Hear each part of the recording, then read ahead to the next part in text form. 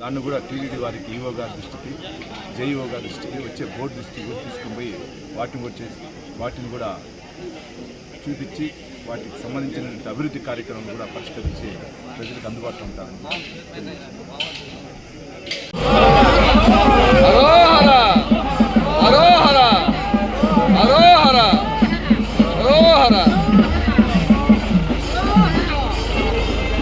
వినాయక స్వామివారి